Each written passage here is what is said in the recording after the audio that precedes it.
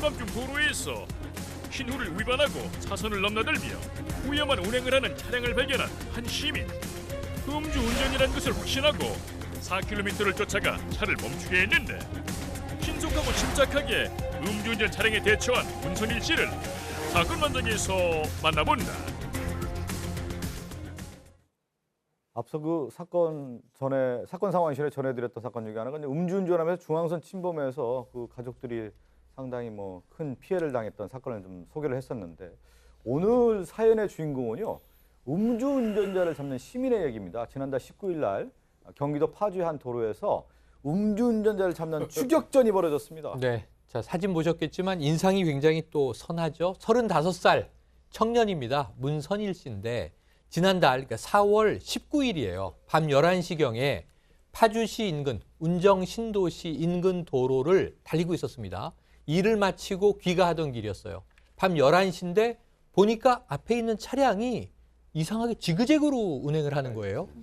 이상하죠. 그래서 무슨 문제가 있구나라고 판단을 하고 4km를 따라갑니다. 4km를 따라가서 매우 위험한 운전을 하고 있다. 음주운전일 가능성이 높겠죠. 그 차를 세우고 운전자를 붙잡습니다. 예. 당연히 경찰에 신고를 했죠.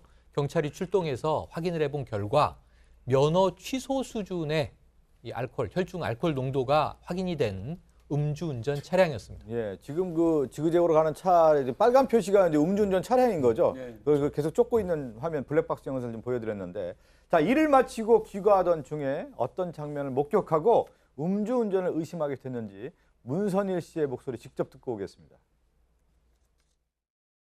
좀 음주가 의심이 되더라고요. 신호를 2번 정도 위반을 하고 차선 2차선을 왔다가 막 1차선을 왔다가 지그재그식으로 운행을 하더라고요. 제 차에도 막 부딪힐 뻔하고 이래갖고 그래서 이제 쫓아가게 되었죠. 도망갈 수 있겠다 생각을 해서 옆차분 차주한테 이제 창문 내려가지고 저분 좀 의심스럽다, 좀 같이 도와줄 수 있냐 하니까 흔쾌히 이제 응해 주시더라고요. 차량을 코너로 좀 몰아서 제가 일단 세웠어요. 음주운전 차량인지 아닌지 파악해보려고 옆에 가보니까 이제 창문을 다 내리고 계셨는데 이미 술 냄새가 엄청 나더라고요. 제가 말씀드렸죠. 혹시 술 드셨냐고. 그러니까 네. 먹었는데 넌 뭔데 내 가는 길을 막냐. 너 경찰이냐고. 그러게 잠시만 기다려보시라고 하고 제가 112에 바로 신고를 했어요. 했는데 바로 이제 도망가더라고요. 욕을 하시면서 저한테. 그래서 꼭 잡아야겠다 생각을 했죠. 저는 얘기 듣다 보니까 저희가 지금 만화로 이렇게 설명을 딱 했는데 상황이 딱 묘사가 되면서 문선일 씨 참 대단하다는 생각이 드는데, 그러니까요. 가면서 추격하면서 옆 차량에 또 도움까지 요청을 했단 말이에요. 그러니까 처음에 음주운전 차량이 갔다 이제 의심인 거지 확실할 수가 없었으니까 일단 쫓아가서 확인을 해야겠다가 1차 목적이었고, 가다 보니까 이제 신호 대기에 섰는데 만약에 음주운전 차량이면 본인이 쫓아야 되는데 혼자로서는 역부족일 수 있잖아요. 워낙 도로가 넓고 그러다 보니까. 그래서 신호 대기하고 있는 옆차의 창문을 내려서 저 차가 음주 차량 같은데 좀 도와줄 수 있겠느냐라고 물어봤더니 옆차 운전자도 흔쾌히 그러겠다라고 했다라는 거예요. 그래서 이제 같이 추격전을 벌였고, 실제로 가다가 지금 벌어진 것처럼 보니까 얼굴도 불그스레하고 물어봤더니 음주운전이 충분히 의심이 되고, 그러다 보니까 2km 정도를 더 따라가서 결국은 코너에 차를 몬 다음에 붙잡게 된 겁니다. 이제 그 음주운전을 딱 했는데 차량 운전자 음주운전 했습니까? 딱 물어봤는데 넌 뭐야? 네가 경찰이야? 그리고 나서 신고하니까 또 도망가고요. 저 사파 보니까 딱 음주운전자 맞네요. 그러니까.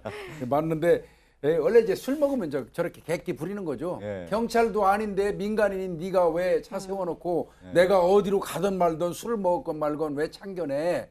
왜 상관해? 이제 이런 거죠. 예. 그러니까 바로 그 자리에서 휴대폰 들어서 112로 경찰에 신고하는 거 들으니까 그때로 이제 겁났겠죠. 예. 그러니까 이제 냅다 이제 도주하기 시작한 거고, 결국 끝까지 쫓아간 저분에 의해서 검거가 된 거죠. 이분은 쫓아가면서 실시간 중계를 한 것 같아요, 경찰한테. 지금 가고 있다, 어디로 가고 있다, 어디로 가고 있다. 그러니까 경찰이 얼마나 편했겠어요. 그러니까요. 지금 보면은 영화의 한 장면 같은데 옆 차량하고 이제 공조를 하면서 이 음주 차량을 쫓아갔습니다. 음주 운전자가 도주하면서 또 다른 상황에 이제 직면을 하게 되는데, 이 어떻게 됐는지 문선일 씨의 목소리 듣고 올까요? 거기서 한 2km에서 마트 앞에서 차가 앞에 막혀 있어서 제가 이제 뒤쪽에 서고 공조했던 차량이 오른쪽에 서서 못 움직이게 막아놓은 상태에서 이제 정차하게 됐죠. 일단은 거기 이제 정차된 상태에서 이분 차 키를 뺏어야겠다라는 생각이 들었어요. 안 그러면 계속 운행을 하시면서 가시겠거니 생각했거든요. 이제 몸을 그 창문 안쪽으로 넣어서 차키를 뺐죠. 계속 욕 같은 걸 하시면서 너 뭔데 너 왜 자꾸 나를 잡냐 저항을 하시더라고요. 그 상태에서 뒤쪽을 보니까 차들이 엄청 많이 줄을 서 있더라고요. 2개 차선을 다 이제 잡아먹고 있으니까 삼각대를 트렁크에 있는 거를 꺼내서 한 뒤쪽 한 20m 지점에서 놔두고 나머지 조치를 취했어요. 야, 이 사람 진짜 대단한 사람이네요. 딱 그 가는 차에 뒤에 딱 대고 또 공조 차량 옆에 대고 딱 못 막아서. 빠져나가게 딱 그렇죠. 막아. 또 더 중요한 작업을 하나 했죠. 요새는 이제 스마트 키가 있는데 이 차량은 공교롭게도 이제 스마트 키가 아니고 차키가 이제 들어있는. 예. 그래서 영화의 한 장면 같아요. 영화에 보면 이병헌인데요. 이병헌이 난폭 운전을 하고 있는 그 차량을 세운 세운 다음에 네. 차키를 뽑아서 한강으로 던져버리는 장면이 하나 있는데 뭐 한강으로 던져버리지는 않고요. 차키를 뺏지 않으면 이 사람은 계속적으로 도망갈 것이라고 판단하고 차키를 뽑았습니다. 뽑고 뭐 버리진 않고요. 결국은 그 다음에도 브레이크를 안 밟아서 막 뒤로 막 밀려나는 거 브레이크 하니까 브레이크를 밟고 사이드 브레이크를 당겨가지고 그때 정차를 시켰다고 합니다. 예. 당시 저렇게 저희가 이렇게 결과가 좋으니까 이렇게 웃으면 얘기하지만 긴박한 상황이었거든요. 그러니까 저 사람이 어떻게 나올지도 모르는 거고요. 그리고 지금 이 차키 뽑는 그 과정에서 만약에 예. 그냥 술에 취해서 그 취기로 그냥 엑셀레이터를 밟았다고 생각을 해보세요. 그러네요. 그러면은 굉장히 뭐 앞차 추돌도 추돌이지만 굉장히 이 문선일 씨도 위험할 수 있었는데 예. 이제 문선일 씨는 딱 이 생각 하나밖에 안 들었답니다. 이 사람 진짜 운전 못하게 하겠다. 지금 이 순간에. 그리고 뭐 아까 말씀하셨던 것처럼 지금 운전자가 면허 취소 수준의 지금 만취 상태였다고 하지 않습니까?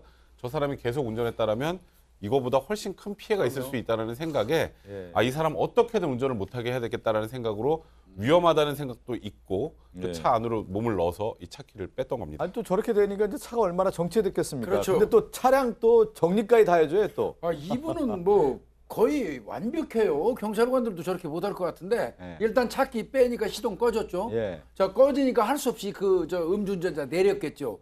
그 사이에 이제 그 주차들이 밀리지 않겠습니까? 그렇죠. 그리고 또 그냥 모르고 달려오다가 사고 낼 수도 있잖아요. 그러니까 본인 차에 삼각대를 가지고 있나 봐요. 예. 바로 가서 삼각대를 후방 20m 지점, 이거 제가 보기에는 교육받은 거예요. 원래 후방 15에서 20m 지점에 삼각대 놓도록 돼 있거든요. 예, 예. 그대로 지킨 겁니다. 그거 놓고 뒤에서 오는 차들도 이제 완전히 그 피해가게 만들어 놓고 했는데 그렇게 한 이유가 있네요. 봤더니 이분이 2005년부터 2012년까지 육군 부사관으로 근무하면서 수송관이었어요. 제가 보니까. 그러니까 운전자들 이 교육을 시키고 사고 났을 때 응급조치 요령 같은 거를 완벽하게 아는 분이에요. 예, 예. 거기에다가 전역하고 나서도 차량 관련 서비스 분야에서 일을 한답니다. 그러니까 준비된 분인 거죠. 준비된. 그러니까 또 영화 제목처럼 그냥 끝까지 쫓아간다.